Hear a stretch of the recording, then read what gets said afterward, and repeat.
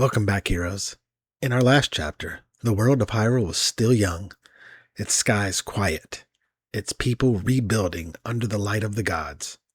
But even in peace, darkness waits between the blades of grass. Today, we journey into an age of tiny miracles and great shadows, when legends were whispered by creatures no bigger than your hand, and the light force itself first took shape. Let's return to the age of the Picori, where the smallest beings changed the fate of the greatest kingdom. After the fall of Demise, the world of mortals began to breathe again. The clouds parted, and the sky islands of Skyla faded into memory as their people descended to the surface. For the first time in millennia, the land knew peace. They called it Hyrule, a name that would echo through every era to come. The people built homes of stone and wood. They tilled soil once burned by war, raised families, and offered prayers to the gods who had withdrawn to their eternal rest. Yet for all their joy, a shadow of fear remained. The knowledge that evil, though sealed, was never truly gone. And so the people spoke of helpers unseen, tiny spirits that watched over them in silence, working small miracles no human hand could explain. When a tool appeared mended by morning, when a sick child recovered overnight, or when a traveler lost in the woods found his way home, the elders whispered the same name, the Picori, or as we know them, the Minish. Hidden beneath the grass, living in petals, roots, and mushrooms, the Minish were a race of tiny beings who once descended from the heavens to aid humanity in its darkest hour. They were not gods, but something between angels and artisans, builders, crafters, caretakers of the sacred.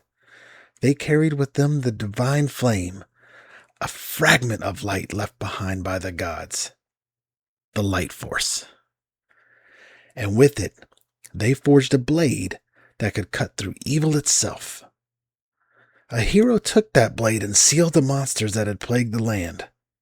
That was the dawn of the age of the Minish, an era of light, prosperity, and wonder.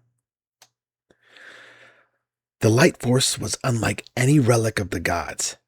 It did not rest in a single object or temple. It flowed, an eternal stream of divine energy that blessed those pure of heart.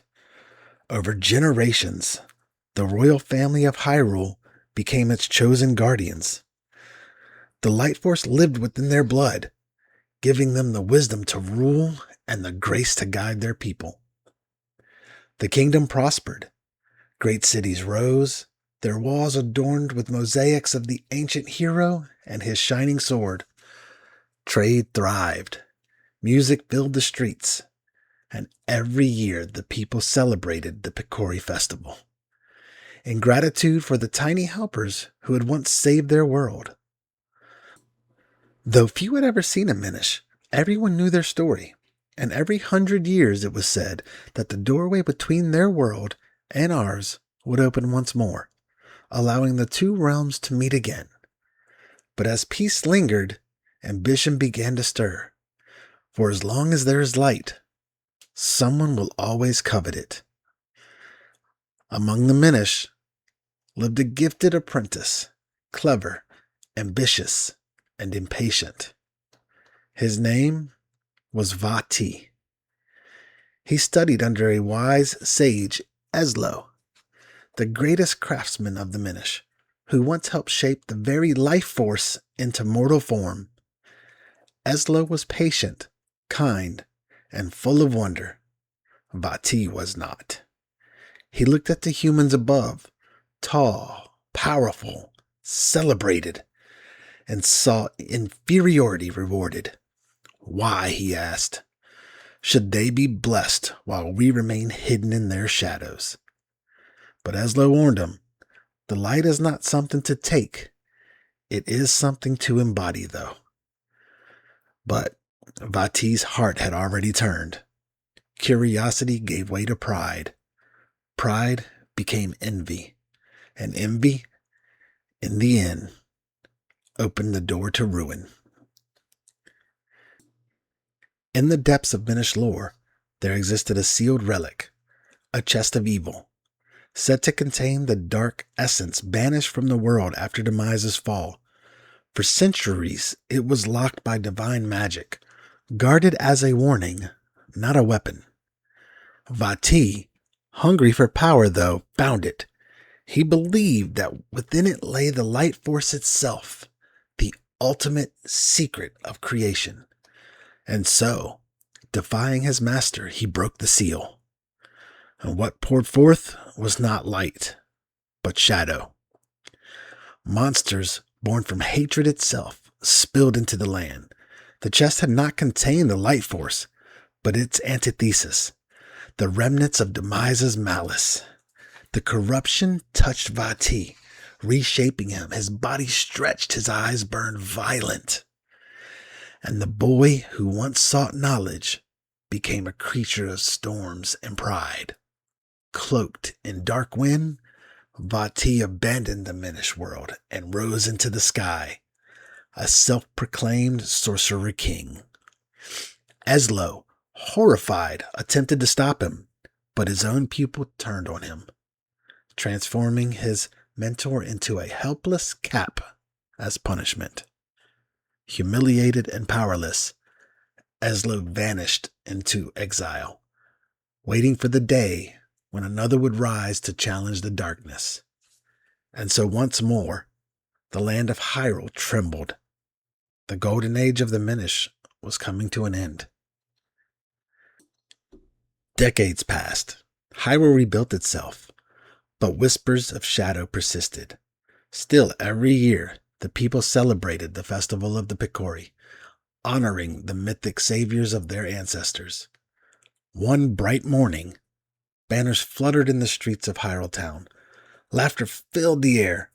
Princess Zelda herself attended, walking hand in hand with a young boy, her childhood friend and the blacksmith's apprentice, Link.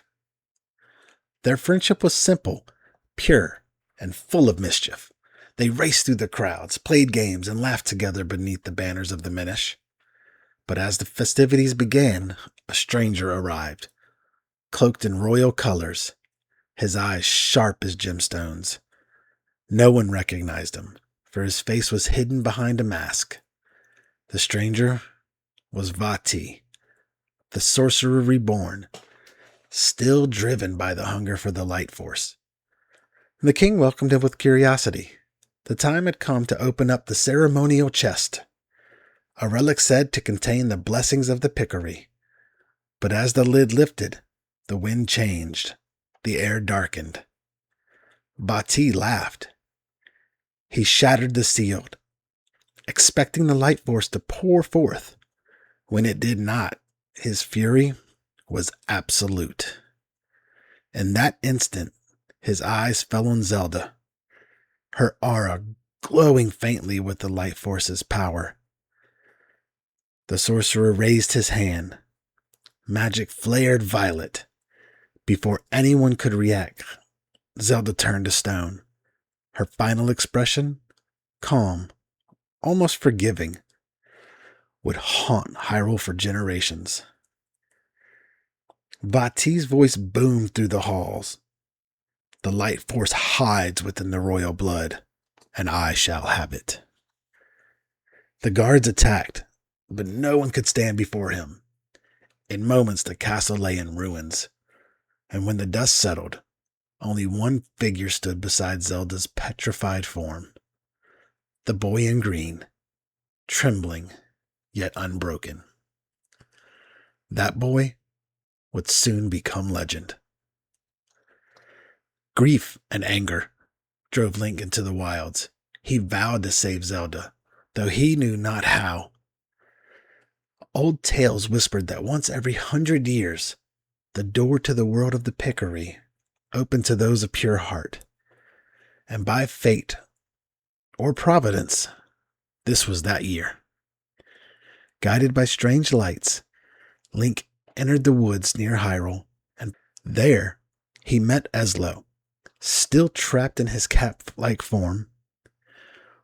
Recognizing the courage in Link's eyes, the old sage offered to guide him.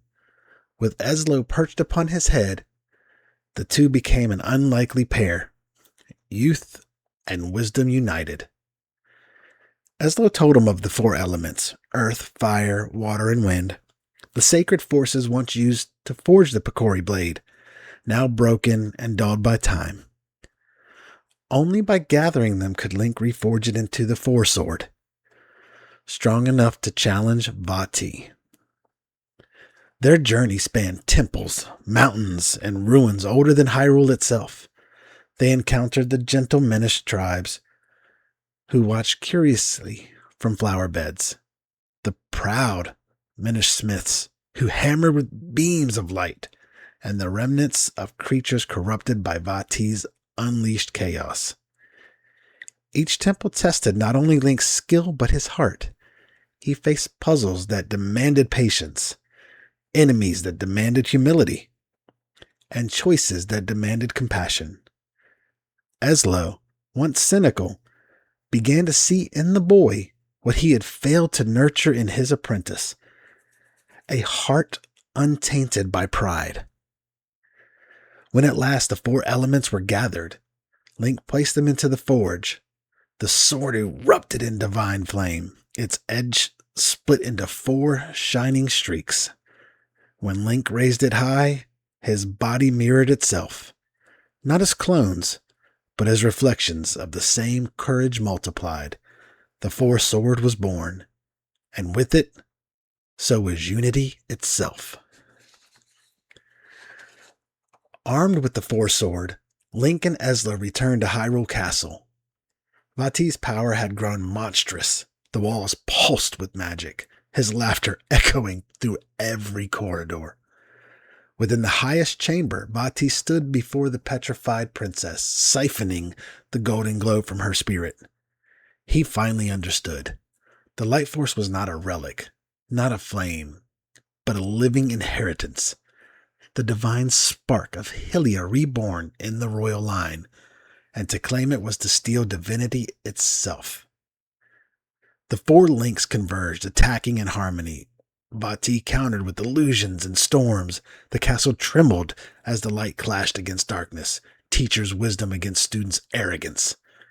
Eslo lent his power, guiding each of Link's movements with precision born from regret. At last, when Vaati attempted to consume the light force fully, the sword blazed with golden radiance, and Link struck once, twice, 3 times, and the sorcerer screamed as the blade enveloped him. The Four Sword became his prison. The storm ceased, and in the silence that followed, Zelda awoke. When peace returned, the Minish world began to fade. Their doorway would soon close for another 100 years. Eslo, restored to his true form, thanked Link for reminding him of the truth he'd forgotten, that greatness was never measured in power, but in humility. Before departing, he crafted a final gift, a green cap, shaped in his own likeness so that Link might always carry a piece of their bond. Wear it proudly, he said, not as a crown of victory, but as a reminder that courage and kindness are one and the same. As the cap settled on his head, Link smiled, unaware that this symbol would echo across millennia, marking every hero who would follow his path. The Minish returned to the heavens in beams of golden light, their laughter carried on the wind. The age of Minish was over, but their spirit remained. In every helping hand, in every unseen miracle, and in every whisper of hope that refuses to die. And beneath Hyrule Castle, sealed within the sacred blade, the shadow of Vaati slept. But legends never end. They only wait. The tale of the Minish is one of humility, creation, and the eternal balance between light and shadow. Their hands built the tools that shaped heroes, and their lessons linger in every age that followed. But darkness has a long memory, and Vaati's story is far from over. Join me next time as we follow the echoes of the Four Sword and witness the rebirth of the shadow in Four Sword, the Rise of Vaati.